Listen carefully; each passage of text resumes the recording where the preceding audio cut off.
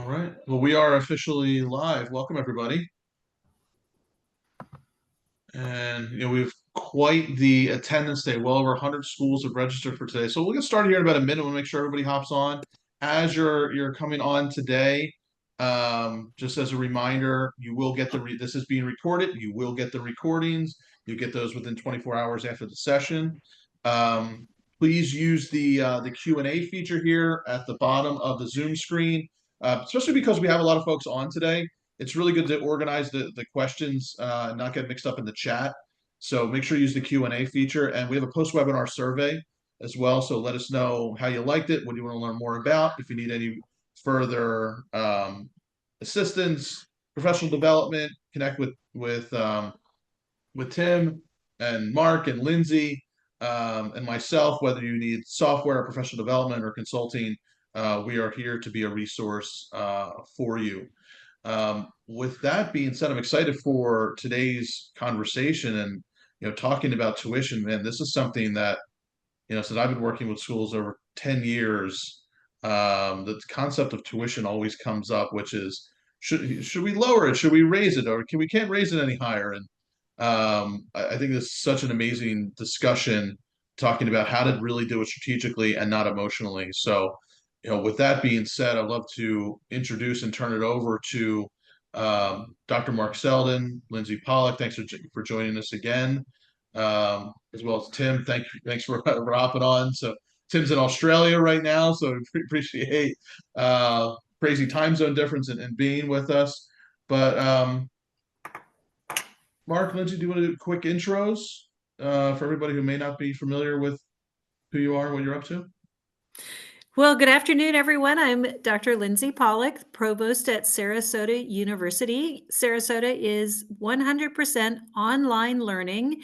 We offer bachelor's, master's, and a doctoral degree in Montessori education and Montessori leadership. If any of those degrees are something you're interested in, I'd love to speak with you.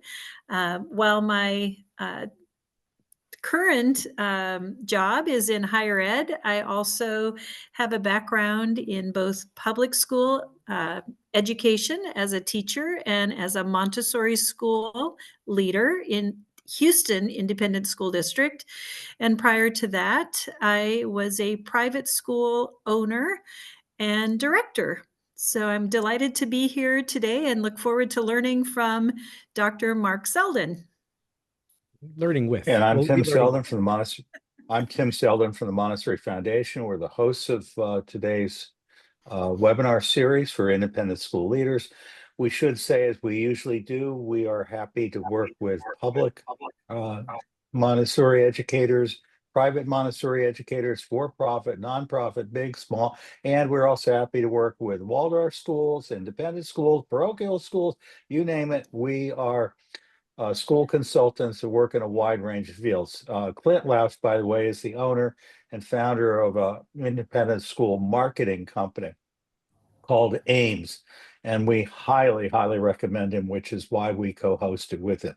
And then I'll let my colleague and my son, Dr. Marc Seldin, introduce himself and the wonderful work that he does through our Center for Guided Montessori Studies. Hi. Thanks, Tim and Lindsey.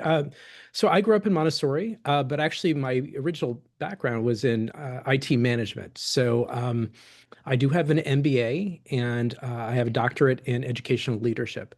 In 2006, I co-founded the Center for Guided Montessori Studies, and we do offer online Montessori teacher certification for every level, from primary through actual school leadership. And in fact, I created a great deal of content for the school leadership program about things like this. So if you want to actually learn more about how to run a efficient Montessori school, I do strongly encourage you to look at our school leadership certification program. It's MACD accredited, and it does cover everything you might want to imagine in a lot more detail than we'll be able to go into today. I do also own several Montessori schools and that I founded, and I'm very, very passionate about Montessori, and I'm also very, very passionate about today's topic. So I'm thinking I should just go ahead and get started. Let me make sure that Clint Let me make sure that Clint has set it up so that you can share the Yeah, I screen. can't. It says I can't. Let me Now, hold on. send We'll request. get the. Yeah. There you are. Okay. Okay. And we should mention that the Montessori Foundation has a non-official, we don't offer degrees or certifications, but we offer continuing education. And one of the things that we do is a lot of work in school leadership. And this is the kind of topic that we address in greater depth. Yeah, I mean, really, when it comes down to it, there are lots of good ways to get this information, but I do strongly encourage you to seek it out. It's very, very helpful, I think. All right, so I've covered who I was. Let me start about what tuition is. It's just a number, right? It's just a number. You pick a number and you're done, and you feel so much better. Like, I'm done. I don't have to think about it again. Well, unfortunately, that one number is fraught, both emotionally and fiscally, for your school. And so I want to start by talking about 3 common mistakes you might make with picking tuition. The first is just to see what are all my competitors charging? Well, I'm just going to charge what they charge or right around that. The second is, okay, well, what are my costs? Lindsey and I were talking about this earlier, right? The easiest thing you do is like, well, what is it going to cost me to run my school? I'll charge that. And we'll go into why that's a mistake later. And then, of course, the third mistake is just to say, well, how much can I charge? What can I get away with, right? And just charge that. There are lots of ways that could be, let's call it suboptimal and not a good outcome for you. So those are the mistakes. Mark, Yeah. I'm so sorry. There's another common mistake that I've seen, Yeah. and it's just been recently. I've actually seen people try to offer a lower rate than their competitors. Uh-huh. So instead of matching, there's an idea that, oh, I'll discount my tuition, Right. and that'll be the edge to get Right. to draw people in who might be lured away by this other school. I'll have just a slightly lower rate. Right. So, Well, so competing based off of price is often a mistake in the Montessori world, but it not necessarily. I would say it really comes down to looking at the value your school offers, and we'll get into that in some depth. absolutely. Right. So in other words, you shouldn't be just picking a number, is I think what Lindsey and I are both saying. You don't just pick a random number. I know it's tempting, Exactly. right? But look specifically at your school. So what I was saying is let's start with these mistakes and turn them into actually important questions. So instead of saying, I'm going to charge what my competitors are charging, ask yourself, well, who are my competitors? Because they may not be who you think they are, right? And what are they charging, right? In other words, who are you being compared to? You know, what is the price range of the people you're being compared to? I've often seen Montessori schools assume they're being compared to other Montessori schools when that may not be the case in your area. The second is, what are my costs? Now, as I said, it's not a good idea to just say, well, I'm going to charge what it costs me, right? But it is important to know your costs, right? That's going to be a minimum amount. You're not going to be able to charge less than your costs for sure, right? Unless you're going to have to reduce your costs. So you do need to know those. And then, of course, what can my parents pay, right? That comes down to the question earlier, that philosophy earlier is like, charge as much as you can. And again, I'm saying that's not going to be the right answer, but it is important to know what that ability to pay is. And we'll go into that in some detail. So we'll revisit these. So again, I'm always suggest that we ask ourselves questions, get to know yourself, right? You know, so who are your competitors and are they Montessori schools? And also, who are your customers? Who do you want them to be? You know, if your current customers aren't who you want to go after, you need to figure that out. What do they value, right? Do they want to just save money? Do they prioritize quality? Are they looking for certain kinds of things out of a school? Do they want a certain feeling from a school? You need to find out. And the best thing you can do is to start asking these important questions of your existing customers. And a really important question to ask is, where do your students go next? Or where do parents want them to go next? And that's going to tell you a lot about where you sit in the marketplace, about how people perceive your school versus maybe how you want them to perceive your school. Do you go through high school? In which case, are parents going to be looking for Ivy League colleges to go next? Or do you go up through elementary and they're looking at prestigious high schools or not? Understanding sort of where you fit into the educational chain that parents are consuming will tell you a lot about how they perceive your school and where you really should be placed. So to understand smart tuition, uh, again, I know it's just a number, guys, right? It's just a number, but it needs to reflect both where your school is and where it's going. What do you want your school to become? A new school, obviously, as Lindsay said, the always temptation is to be cheap. And when you're new, maybe you do need to lower your price a little bit. That's a hard thing to know, just to get into the marketplace. But don't be so cheap that you accidentally signal the wrong message about what you are, right? You don't want people to think, oh, this is that value school. This is the Kmart of schools. Not that I have anything against Kmart, right? But the point is, like, unless that's what you want to be, make sure that you're sending people the right message, right? So don't just charge as little as you can get away with. Make sure that the number you are presenting communicates the story about who you are and what you want to be doing. And, yeah, and one of the hardest things to think about is how do we adjust our tuition as the market changes?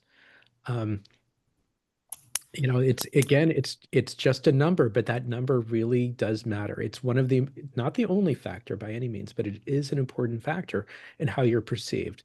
And as new schools enter or old schools leave, you'll want to look at that at your place in the market again. Lindsay. And Marc, this is such important information. I also want to point out that any kind of lowered rate, number one, may signal that this is some sort of lesser program. Mm-hmm.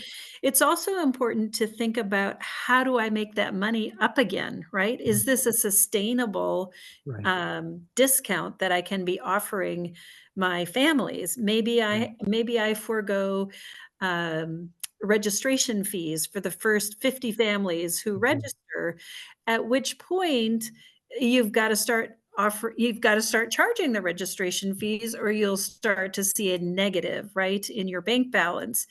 And that might be hard to navigate. What do you do with the 51st family or the 60th family who walks through the door?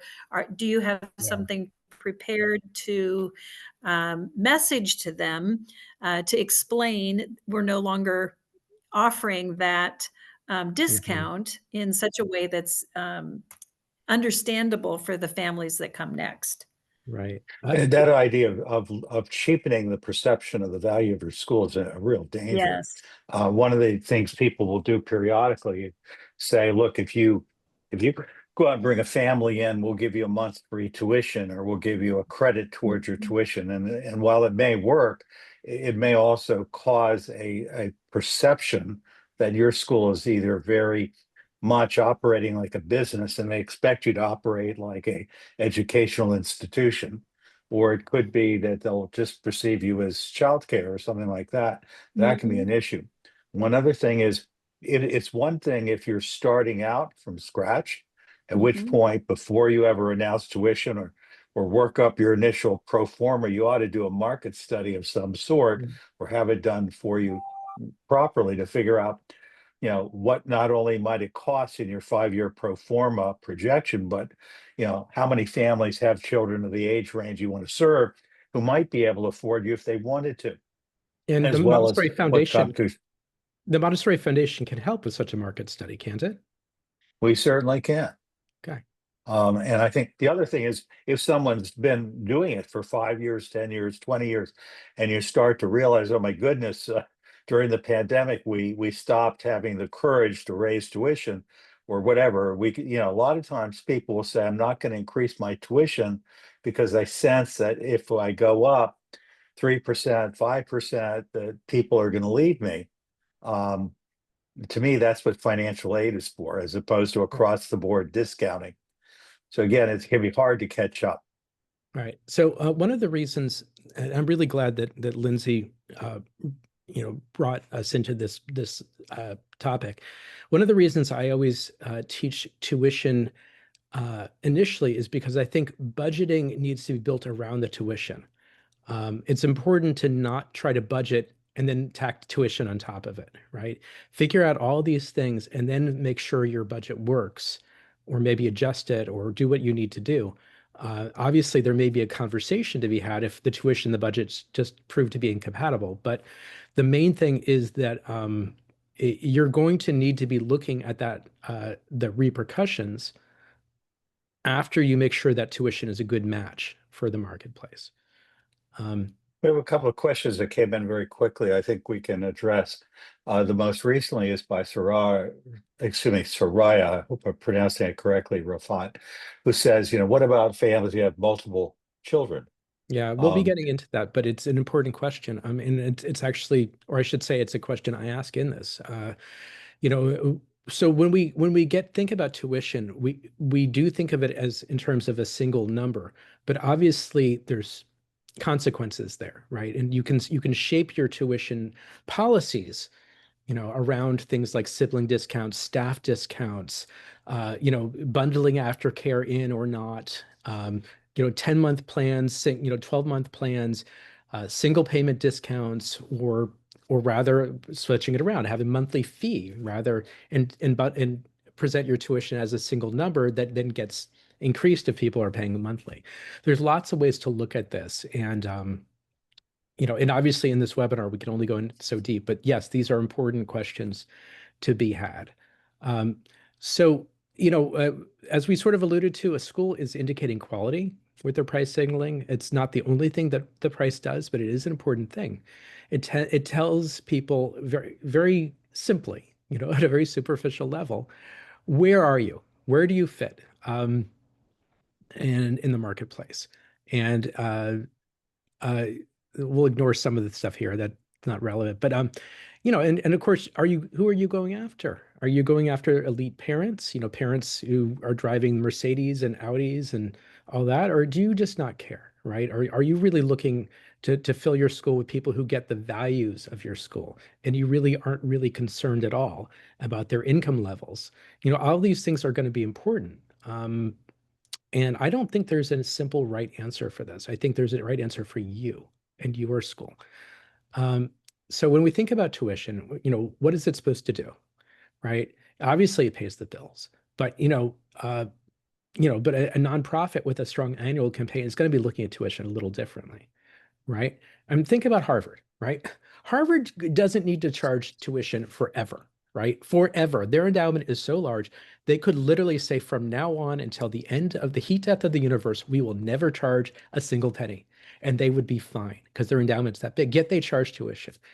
Why, right? Whether they should or not is not really my point. I feel mixed about it myself, but the point is they do. And they do because they're communicating something with that tuition. And in fact, they do offer, for many families, they do offer free tuition, but they still have a formal tuition that they charge. And so the question is, are you worth the price you're charging? Are you worth more? What is worth? What does worth mean, right? And what is your tuition communicating to that marketplace, both to your customers, but also to those who do not enroll their children? When I was in my business my MBA program, one of the things a marketing professor said to me that stuck was that if you don't know who your customers aren't, then you don't know who your customers are, right? Your customers can't be everyone, right? And so it's really important to ask yourself some questions about that. Like, who do you think you're not going after? Try to come up with some ideas about who fits into your school based on your vision for that school, and figure out how are you communicating to those people that this school is for them. Mark, we have a comment in the chat that I think goes directly to the point that you're making. Soraya shares, families talk to each other and they compare what they are paying. Then they argue to get lower tuition or give a bad review. Mm-hmm. And that sounds like a family that may not be a good fit for the school. Yeah, that's exactly what I was going to say. Is like, so the thing is, a bad family it can't just ruin your school environment. I mean, one very negative family. I mean, the thing is, we often want to just appease the troublemakers, put grease on the squeaky wheel, right? But those people are miserable, and they'd probably be miserable anywhere, is the truth. Mm-hmm. And so, is making those people happy really worth? I would argue usually no. Yeah, I would agree with you, Mark. Yeah, And, I want to, sorry, Tim, go ahead. no, finish your thought, Lindsay. My comment was it brings to mind a situation when I was a private school head, that I sat down with a family and said, it's clear that we are not meeting your needs, Mhm. and I really want you to be somewhere where you're happy, and Mhm. so next Friday will be your last day here. Yeah. Let them know that we would no longer be serving them. And I remember that family arguing with me and saying that they wanted to stay and that they were really very happy. But Mhm. I can tell you that was one of the best decisions I ever made, Right. because things were so much more peaceful, and other parents came to me after that family left and said how grateful they were Mm. to me that I had made that decision, because it was really stressful to other parents to Right. have to hear this constant negative chatter. Yeah, Lindsay, I've every time I've counseled a family out, that's what I call it. Every time I've counseled a family out, I have struggled with it. And Mhm. every time I've not regretted it, right? I mean, by the time Yeah, I actually get to that point, I think the evidence is overwhelming, right? So I right, always because I'm always resistant. I always want to, because I worry about the kid. It's not usually, first of all, it's not right, rarely the children that are the problem, right? It's the right, parents, right. right? And so I always feel bad about the disruption to the child. But Mhm. at the end of the day, we've got to think about our communities. That's right. Um, Yes, It's a and I very important do. point. Mhm. Go And I ahead, agree. Lindsay. I I'm just sorry. wanted to support what Mark was saying as well. I don't mean to imply that that was an easy decision in any way. We really struggle as leaders on school campuses, but to Mark's point, it's really about the greater good and our covenant that we have with our community, our responsibility to safeguard the well-being of everyone Mhm. on the campus. Absolutely. Uh, I think one other quick thing is, people, first off, what we have a comment from Meg who says, we tend to set our tuition before the contracts go out to know how many teachers we can have. And, teachers want a big raise and parents want really low tuition. I think one of the things we've got to do is figure out, are we going to, in some way, shape, or form, help parents to understand that we are not, we're a considerable investment of their financial resources, and we have their precious children in our care, and we have to be a sustainable organization. One of the issues is it costs a lot, and as Franklin said, this is an investment that is really worth it. It pays the best dividends. The other thing we need to do is understand that what parents are paying for, in part, is not only what we're doing for their children. What we're doing is creating a community of families, and people get very unhappy if they find that the people that are the parents of other children really, are negative or make them feel like they need to defend the school. I mean, this can not only lead to a group of people turning on the school or just feeling like I don't need to be here to listen to this kind of controversy. I'm just not interested in the Mhm. negativity. Right. Mhm. Yeah, no, I agree. And I think it's always hard, especially if a school's budget is tight, Mhm. to counsel a family out. But like I said, I've never ended up regretting it. I had moments where I thought I might, but I never ended up doing it. It always turned out to be the right decision. Mhm. Um, so I want to just talk about this concept I have of I call it a pyramid. It doesn't really look like a pyramid if I diagram, but basically it's a framework for thinking about what you're offering parents, right? Some of this stuff is going to be common, hopefully, to every school, right? Safety, right? That's your foundation. And of course, on top of safety, you want education, right? Um, and you're going to ask yourselves, how does someone even know that their child's getting a good education, right? I mean, at preschool, the daycares of the world send children home with worksheets and all sorts of uh, kind of garbagey crafts that really the teachers have and aides have put together, just so that parents see that their kids have done something during the day. So again, safety, education, the child's happiness, that's the one that's most visible to a parent, right? They know there's not as much of a question if they can see that their child is happy to go there. And so that's all these things are going to help them build trust and satisfaction, right? And that's a huge value, right? Knowing that you can relax when your child's at school, that's a huge value, right? And then you've got to think about the intangibles you're offering, right? The beauty of the campus and just the amount you like working with your child's teachers, or how much you feel inspired by the school head, and all of these infinite numbers of things. And lastly, their status, and whether I personally am not a big fan of status in the world, but it's a real thing and we can't ignore it, right? And if parents feel that their children are that they're losing status in some ways by sending their child to your school, that's probably going to decrease your value. And if you are conversely, if people see your school as some kind of status thing, something that in which they acquire status, that will also increase the value. So all of these items together in this framework sort of help you to evaluate your value in the marketplace. And what I would suggest is you look at this, but then look at how this works for all of your competitors. This is not a perfect framework. It's one I've developed on my own, but it seems to be helpful for me. So I would say, are we all offering the same thing? And you will find that people you think are competitors actually offer have different areas of strength in their pyramids of value, if you will.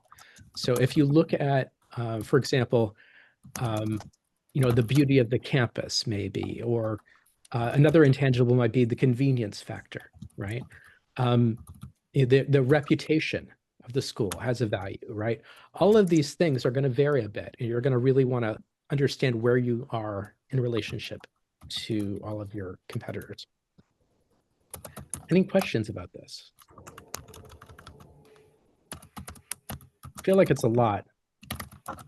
Anita's saying we really hear the use of the keyboard. Sorry. I think Lindsay Oh, and my I are both, apologies. I'm yeah. responding. Yep. Okay. So we can mute. Okay. If there's no questions, then I'll just go on, I guess. Right. I will again say, as I wrote to one person, if you have a really critical issue and you don't feel like we can answer it in the little bit of time we have in this live webinar, please reach out to us. You can either put it in the chat and say, will you call us? At the end of this webinar, we always ask, would you like to speak to us? Would you like to schedule a meeting? We do free consultation for people initially. And we do the best we can. You can also say, can you do another session and go into greater depth? But please feel free to let us know. Yeah, and like I said before, this is just the first of a conversation you should be having, for sure. And the foundation can definitely help if you want structure, like a structured consultation on these topics as well. So I want to talk a little bit about the relationship between price and the number of customers you're going to have, right? We're all pretty familiar with this at the grocery store, right? You're going to buy, more of something or you might, let's say there's a deal on Campbell's soup and you really like that soup. Let's say you did, then you might buy a bunch of it, right? But there's some chips you really like, but they're very expensive. Maybe you'll buy one, maybe you won't this time, right? The relationship between price and the number of customers, or the amount you sell, is called the elasticity of demand. And I think we all sort of intuitively know the more something costs, the less of it's going to be sold, typically, right? I mean, you're just not going to be seeing as many people driving Ferraris as they are driving Hyundais, right? It's just that's just price. That's what price does. And so your question would be, well, why do some things cost more than others if we know that increasing costs means you sell fewer, right? Well, that's a hard answer. And it really comes down to who are you trying to sell to? Who are your customers? And also, you may be surprised to realize that sometimes you can actually make more money by selling fewer widgets, depending on the profit you make per widget. I hate to think of schools in terms of widgets, right? Because really what we're doing is we're offering space in our schools to parents that we hopefully really connect with. But we do have this analogy, right, to the broader business world, where we have to think about we have a certain amount of space we can offer, and what can we do with that space, right? This is the asset we have to sell, is space in our school. So there's only one way to know that elasticity of demand, that the amount that the pricing is going to change demand for your school, and that's research. You can look at your historical enrollment numbers and try to figure that out. And you may just have to guess until you have more data. And of course, it gets more complex because if you're changing the image of your school or the identity of your school, that may also alter the way we call it the demand curve, the elasticity. So every school is different, right? Where is it located, right? What's the marketplace like there? And what does the facility look like? What extra resources do you offer the children? What's your reputation, right? Remember those pyramids, that I showed. And so, in all those factors are going to affect how much increasing your tuition by $1 is going to affect the demand for enrollment in your school. All right. And Question. Mark, one other factor that I would just like to add to that is the idea of accreditation.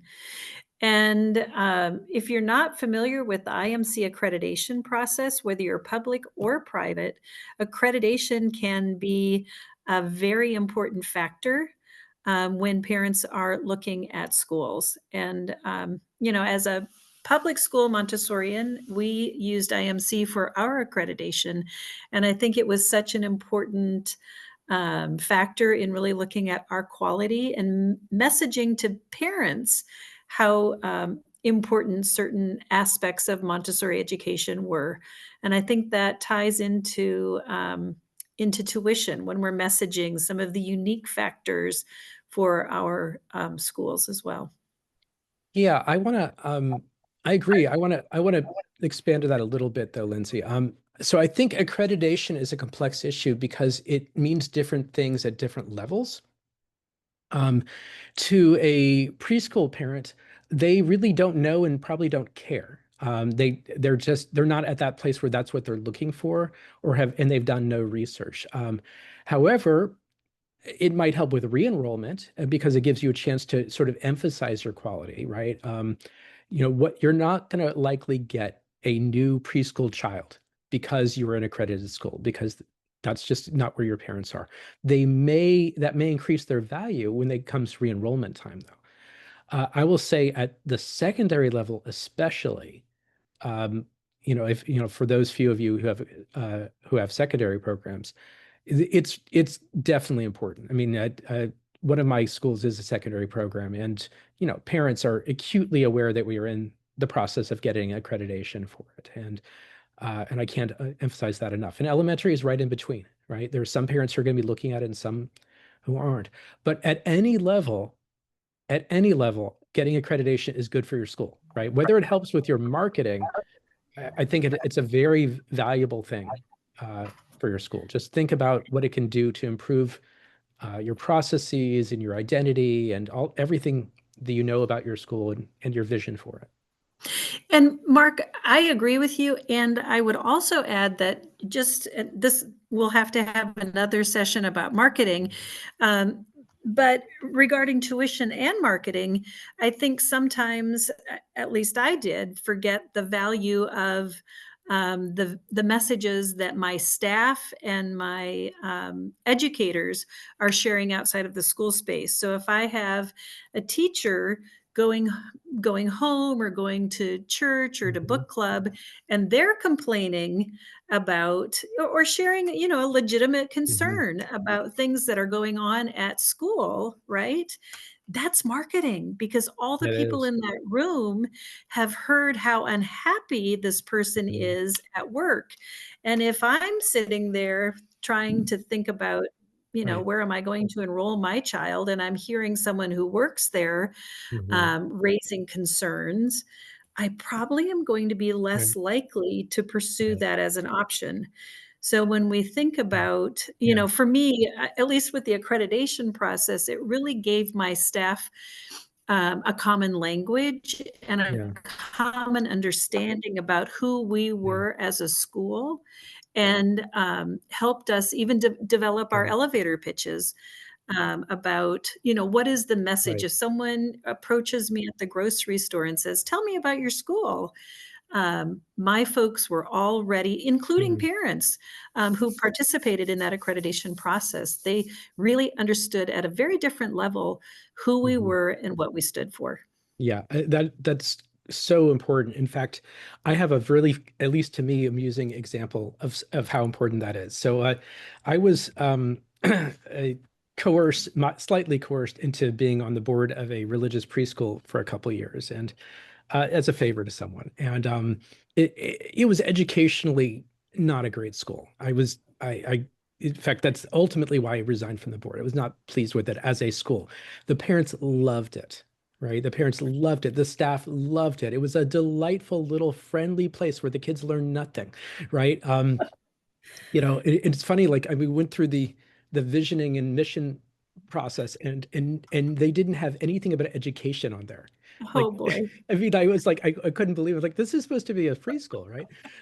But what they did so well, and why they always had a wait list, was everyone just felt so happy, and they're out in the community telling people how happy their child. So they emphasized that safety, that child happiness. Think about that pyramid I drew earlier, right? That was the part they cared about, right? And boy, they did it well.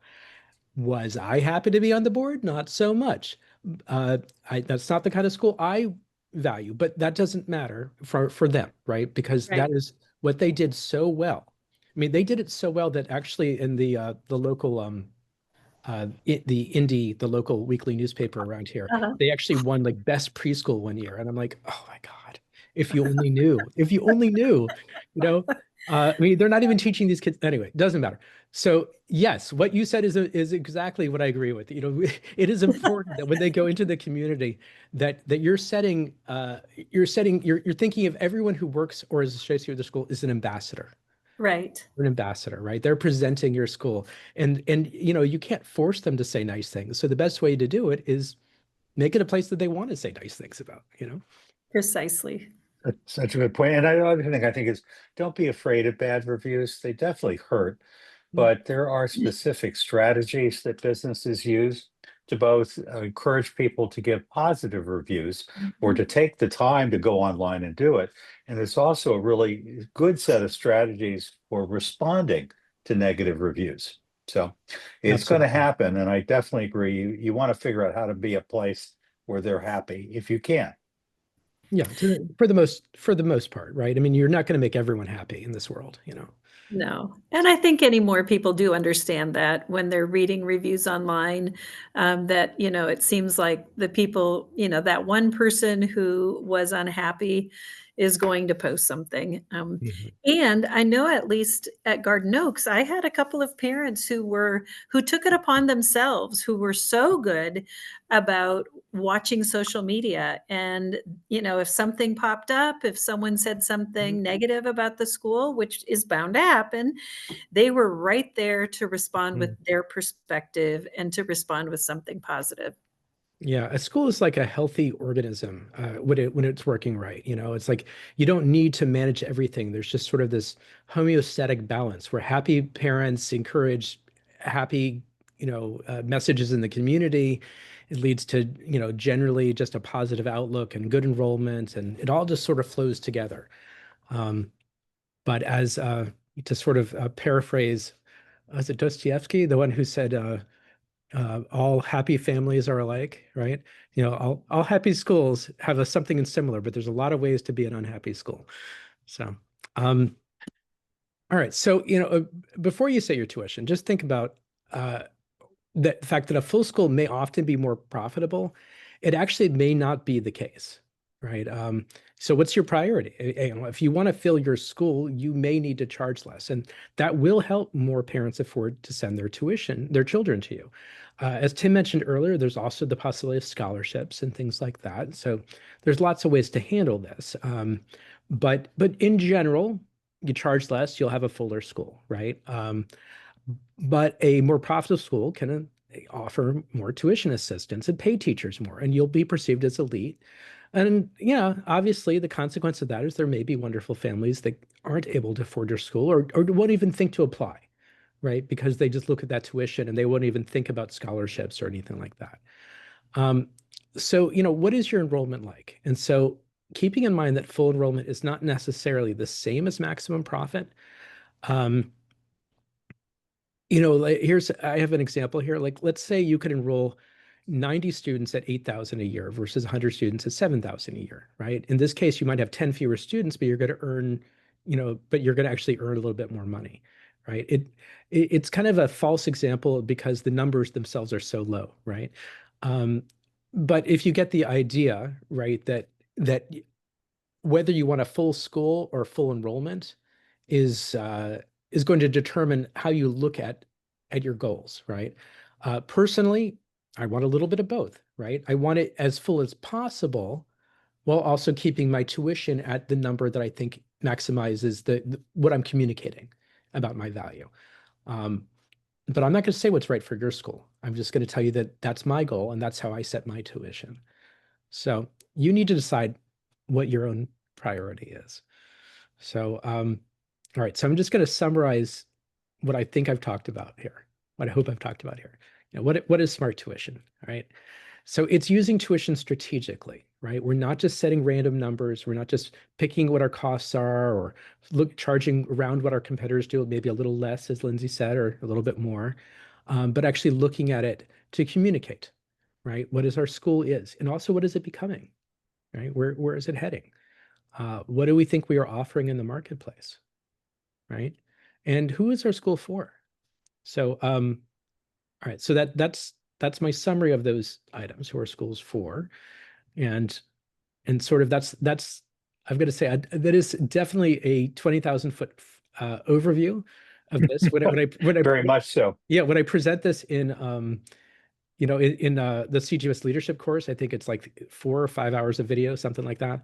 But that gives you like a taste. And so I'm just going to throw out some questions, and I'd love to see if people have any thoughts on any of these. So questions are like, how can tuition help with enrollment? And how can tuition shape the kinds of programs and services that my parents choose? I'll give you an example of what I do at my school. So I am trying to encourage parents to enroll in a 12-month. This is, by the way, on Tim Seldin's recommendation, my dad's recommendation. I'm trying to encourage everyone as much as possible to enroll in a full 12-month year program, right, to become a year-round school. And I do that by setting the best rate, the least you would pay in a year is if you make a single payment for the 12-month program. You can also do a 10-month program, and there are also monthly payment programs, but all of those different rates are slightly less advantageous because I'm trying to shape people into doing this one particular enrollment. I think it's best for the school. I think it's best for the community to have that kind of consistency, right?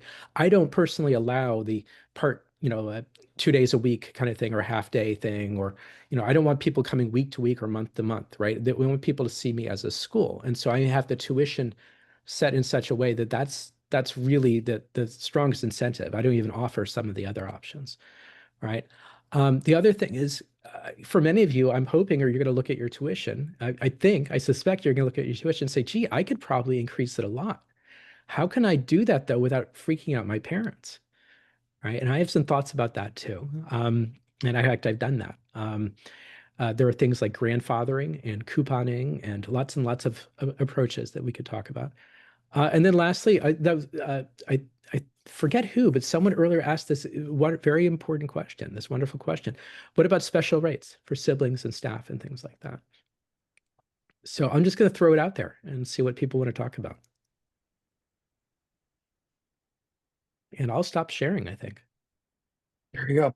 And I want to remind people, you should be able to unmute yourselves. And if not, if you just put it in the Q&A, we can certainly manually unmute you.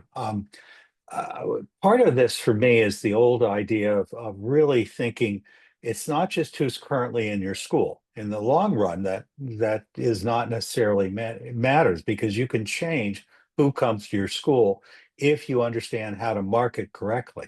The other thing is you have to really invest time, energy, and money typically into marketing, because that's how you shape who's aware that you exist and what is your message. There are also so many things you can do that are free. That's the idea of guerrilla marketing. How do you communicate your value to the people that are currently in your school, and how do you communicate it to your teachers? Because a lot of them feel guilty because their parents are saying, I can't afford this school anymore. And the teachers are just torn up in shreds, feeling like this precious child that they love isn't going to come back because this evil school, which by the way pays their salary, they can't afford to be there. So I think this relationship with money and with marketing is really important. And the idea that you don't have to let every family into your school unless you're a government funded school under those regs. And even then, you can shape the way the community thinks about your publicly funded school, if that's what kind of school you're running. I noticed that one of our people, and I think many people have this experience, Serby, and I hope I'm pronouncing your name correctly, Serby, said, in our state, we're getting free early childhood education. Well, same thing's happening in a lot of states. There are other states like Texas and Florida and North Carolina where there are subsidies that are going, which is a very different issue in the market. The bottom line is there are ways to communicate value, because at least at kindergarten, every single private non-public school, whether it's church-based or whatever, is selling something you can get for free. And that idea of why do some people choose it and other people don't, maybe you need to stop dating the kind of people that don't value you for who you are. That to me is a big part of this message. Yeah, Love absolutely. to see if anyone wants to unmute, because we'd love to hear from you. I do see a conversation going on in the chat about sibling and staff discounts. I want to talk about sibling discounts just for a second.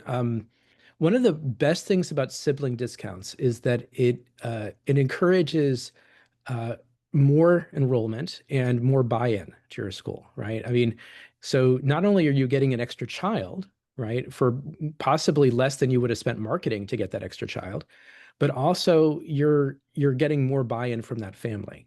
So I definitely am very much in favor of sibling discounts. I don't think they need to be extraordinary, but I do think that parents are going to want a sign that you value that child. I think it's something you should definitely think about.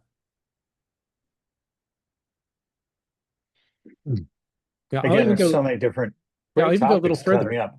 Yeah, I'll Go go a ahead, little Mark. further. There's something that happens a lot in my community is that so there's a lot of international parents at my school, and they come from environments where negotiation is much more heavily practiced than in the U.S. standardly. And so I get a lot of parents who come and they're looking for, they just want to talk about the tuition, right? And what I find almost universally is that they're actually not really interested in getting a huge discount. I'm not saying that hasn't happened, but I've made a lot of parents very happy just by showing that I've heard them and by giving them a slight discount, right? $50, $100, just something to show, hey, I heard you. We can't do a lot, but da da da da. And I think there's just this sense that I've engaged in a practice that is common in their culture, and that way I'm not being disrespectful. I can't say that's true for every particular thing. Someone is asking, is it less expensive to educate 2 or more children in the same family? I'd say it's less expensive to acquire that child, that marketing cost, right? Because you're spending, one of the things you should be, now this is going off into marketing, but one of the numbers that you should track is what we call the customer acquisition cost. How much do you have to spend to get each additional family? And it's probably more than you realize. It adds up. So bringing in siblings is usually a cheaper option. But again, you got two children. They're probably going to be less likely. The family's going to be less likely to leave. They're going to be more invested in the community. They're going to be more active. So there's a lot of benefits to it. Lots of great comments are coming in. Mm-hmm. And again, if anyone wants to unmute and speak live, we're happy to do it. But we see, for example, Meg is talking about the idea that there are people out there who might go with YMCA childcare. They're not looking for Montessori. And, I would say the typical family that you're likely to see really doesn't know what Montessori is and really doesn't care. The Right. question is that who you want in your school? Well, And what can you do about it? Well, I want to point out, nowhere on that pyramid that I drew did I put the word Montessori.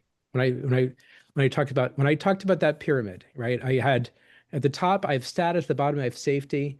And the reason is that parents want quality. They don't necessarily know much about Montessori other than that they've heard it's a good thing. Now, Mhm. I'm not saying you shouldn't, if you can get an educated parent, fantastic. I'm not saying that's a bad thing. That's great. But many parents come just because they've heard they've got it through osmosis. The ether has communicated to them that Montessori is a good thing. Let's look at this school, right? And so what you do want to do is obviously, lean into that, make sure they know that you're a good school because of Montessori, and explain Montessori and do your parent education and all that stuff, right? But your value isn't the word Montessori. Your value is what their child's getting.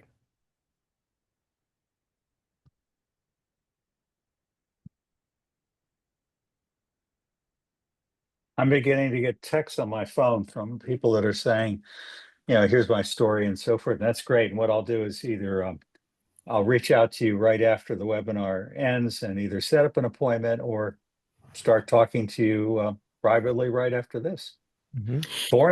I guess it's almost 5 a.m. here in Australia. Oh my goodness. Yeah, time to And get I'm up. up. It's okay. I'm up. Yeah. One of Get the up. things that I've been noticing in the chat are questions regarding competition with public schools and vouchers. Mm. And I would say that while parents may initially be um, interested and tempted to pursue these options, all too often I see parents return to private settings because the public school options are very restrictive. I'm working with a private school in Houston right now, and they are concerned about the competition with the nearby public school. And when we did a side by side comparison, the public school, while the tuition on the surface looks like a better bargain, they're actually open 50 days less than the private school. And Mm. so, one thing that this particular preschool is doing is developing a side-by-side comparison because they know the competition exists, and so they're going to address just an FAQ so that parents can very easily see where the value proposition is for this private school, including things like a lower ratio. For example, in the private school, the ratio is 22 children to 1 teacher in a preschool program, in a early childhood classroom, whereas the private school is a ratio of 1 adult to 10 children. And if that appeals to a parent or that's their value, they can very clearly see why or where the differences are and make that informed decision. Yeah, absolutely. Julie asks a really important question about, do we charge the same amount for every level? And I'm going to say absolutely not. But let me give you a reason why not. So obviously your own costs are different for each level, and I think that's an important consideration. But beyond that, think about that pyramid. Think about the value you're offering, right? It's different at every level, right? It's, yes, your costs are going to be different. I mean, your ratios are lower at the younger level, and maybe you need more materials for this level or that. I'm not going to suggest, I mean, goodness gracious, the secondary programs, you need so many instructional staff if you're going to offer a full curriculum. But really what you should be doing is looking at each program in isolation, or at least quasi in isolation. Obviously, they all need to fit together, right, into the cohesive whole that is your school. But if you're competing against one particular kind of school at this level and then another kind of school at that level, you're going to really want to look at those rates. So I see that Keely has raised her hand. Keely, are you able to unmute yourself? If not, let me know and I can. Oh, here we go. I'm going to do allow to talk. Here we go. Keely, you are now live. Okay, hi, can you hear me? Yeah. Great. Okay, my question is about fees. So I'm a new head of school, and our tuition is broken down into like a tuition part and then a fee part, kind of because of the voucher program and what has been like set up in the past. So I don't know, any advice on that? Because from a budgetary standpoint, what I've been told is they kind of lump it all together in the end anyways. So I don't know if it's just like so that parents are kind of thinking that this money is going to certain things, and how do we communicate that with parents, or I don't know, any advice Mhm. on that piece? that's an advanced topic. Let me tell you what I think. So I also have struggled with this in the past, and I'll tell you where I ended up with. So at both the Center for Guided Montessori Studies and at each of my Montessori schools, I have always had fees in addition to tuition, and we will continue to have some things separate from fees. Now, that does it help with communicating value? I don't think so. I doubt it. I do agree that I think customers, parents, or in my case, teachers or schools that are looking at the teacher training program I think they're looking at the bottom line. I don't think they're so naive that they don't look at the bottom line, that they just look at that first number and don't add in the fees. Um, but it does help if all of your competitors are also breaking it down tuition and fees. So I'd say it's important to make sure that people are comparing apples to apples so that they know where you are in that marketplace. But the other thing is that, yeah, I do think that if a fee is if it's something that is universally charged, then sure, it might make sense to roll it in. I have gotten rid of certain fees and rolled them into tuition. It comes down to what kind of fee are we talking about, right? What is it? What is the purpose of it? So, for example, in my 12-month program, we've recently decided to remove all of the supply fees for the summer. That used to be separate, but now we're just there's just going to be one supply fee for the entire year, even though the camp program is slightly different. But we're gonna simplify. It is a little overwhelming to have too many fees, especially when you're a school like mine that has different, we have early bird and aftercare and all this other stuff. Where possible, I would say, you're gonna reduce your fees, but I don't think it is helpful to get rid of them entirely. I don't think it's gonna help a lot. Again, I think that, anything that we choose to do ideally makes some sense. We are obviously listening to our customers. We're allowing them to feel safe about talking. But I think one of the things that Mark and Lindsay and I are really stressing is we need to make sure that people understand that if you act like you don't really want to be here, it's not that you're a bad person, but it may be that we're just not the right fit.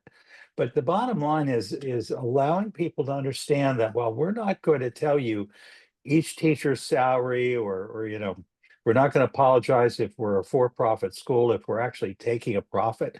That is not a dirty word. That's what our economy is based on. The bottom line is whether you're a nonprofit school that's run by a board, or whether you're a for-profit school that's family owned or part of a chain, you need to bring that money coming in, and it helps, I think, in part to help people to understand the value of what they're getting, and also to allow people to ask questions and answer them without being defensive, but also trying to understand what concepts cause pain points for them, and do we need to adjust our long-term strategy to better present ourselves to the market. I mean, Red Bull, I think most of you are aware of that drink. When Red Bull, which is essentially a Vietnamese or a Thai tea, was first brought into the United States, they not only did a great job of designing the logo on the cover, they also decided to charge a lot for it compared to a typical drink. And the idea was communicating, people would know that this was a really, really good product and we didn't charge enough. that's one of the reasons why Harvard still charges tuition. Mhm. Exactly. I should mention that a lot of the things I'm hearing people asking about, Clint, who I believe is talking with one of our schools right now, um, has a company that is, in my opinion, one of the very best marketing agencies I've ever seen for independent schools and colleges. And he's one of the most affordable, but he's doing things that most people aren't doing and really doing it well. He can help you with anything from reputation defense to making the phone ring to helping you, have a better chance of guiding people down the path towards your school. Because one of the issues is when people are first coming to us, they typically are trying to solve a problem.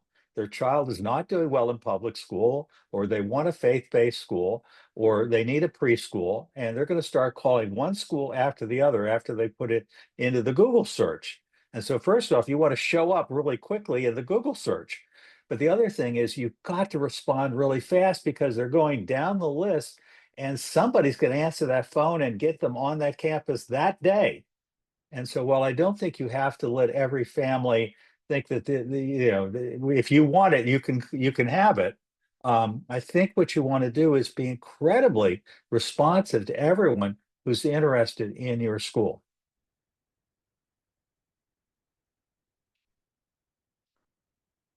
I know we're coming up on time, and I think that this is obviously just the beginning of what we have to say.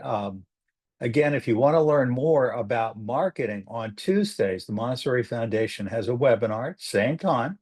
It's a different link, so you have to sign up for it separately. But if you're on our mailing list and you got this message, you should be hearing from us every single week. You can also go to montessori.org. There's always a list of upcoming events that'll talk about things that are happening. So again, Clint Lausch of the company called Ames, I think it's called Get Ames or Try Ames, or the Montessori Growth Suite, or just contact me and I'll put you in touch with my friend Clint. But he's really somebody you should know. On Tuesdays, again, we do have a webinar that's only about marketing and recruitment and admissions and tuition strategy, everything having to do with the initial dating process. And then, like all marriages, when you get married, when they come into your school, that's when you have to really work to make sure the relationship lasts. And that's also what we cover on Thursdays. This week, on Thursdays, we're typically doing anything that we think would be of interest to independent school leaders. And Mark, I believe you and Dr. Sam Chaltain are coming back next week, and you're talking about something totally different. Yeah, that's right.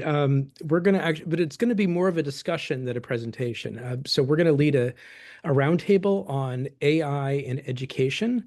I know that there have already been ones on sort of AI in school leadership, but this is going to be a broader conversation on, how teachers use it, how students use it, how they should or shouldn't be doing it. Basically, where is it going? We'd like to hear from everyone. What are your concerns? Whatever you like, what is working?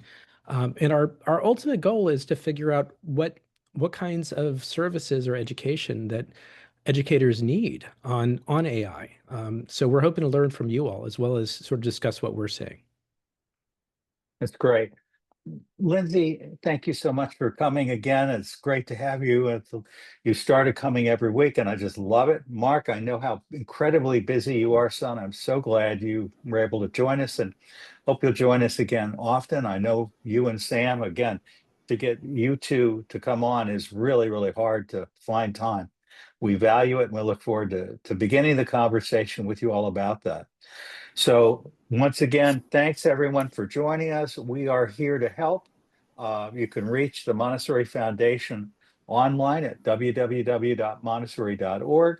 You can learn more about the Center for Guided Montessori Studies and all the great work that Dr. Marc Seldin and our faculty do there. If you're interested in Montessori teacher or leadership education at cgms.edu.